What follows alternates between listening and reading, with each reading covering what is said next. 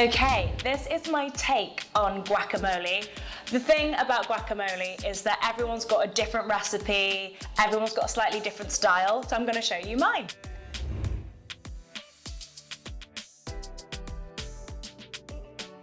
Number one, you want to find a perfectly ripe avocado. That's everyone's nightmare in the supermarket, squeezing avocados, checking if they're ripe enough. And I think if you've just got a bit of a pressure going on there, yeah, that's about right. So I'm going to use these ones. I have been making guacamole since I went to uni. It's just such an easy crowd pleaser. If you've got tortilla chips and you just want a nice dip to go with it, oh, look how perfect that avocado is. It's just the best little snack you can have, and it's also just a great topping on anything such as plantain tostones or a nice side dish to go with salads. It's just so versatile, and that's why I love it. With the stones, you just want to be careful with how you get them out. If they're perfectly ripe, it will be easier to get them out. I tend to just put it on its side and just knock it out with a knife. When they're less ripe, they're a lot harder to get out, so do be careful. So I'm just gonna score the avocado and basically just peel it out of its skin and just whack that into my bowl. This honestly takes 5 minutes. It's the best thing to make for anyone who's a bit lazy. Now, some people like their guacamole really smooth. I actually like when it's got nice different textures to it, and I quite like it a bit lumpy. Lumpy isn't the sexiest word in the world, but when you get a lumpy guacamole, it's just really, I like the texture a lot. So I'm just gonna get rid of these out of our way. And then simply grab a fork and just start mashing it up. So, and they will move around. Some people like to do this in a food processor, but it's more fun if you just squeezing them. It's quite satisfying actually.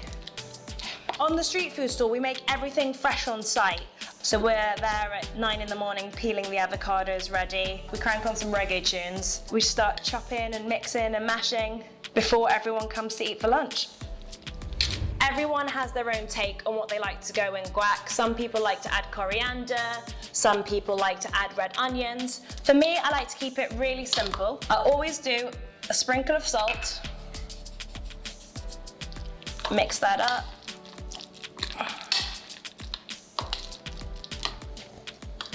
A few, I don't even know what you call them, a few zhooshes of black pepper. We're gonna pretend that's a word. A couple of zhooshes of black pepper, mix that up. I like to add chili flakes, so just sprinkle a few. Mix that up too. And of course, my favorite thing to add to any recipe is limes. So I cut a lime in half and I squeeze as much as I can into the guac. The limier the better for me.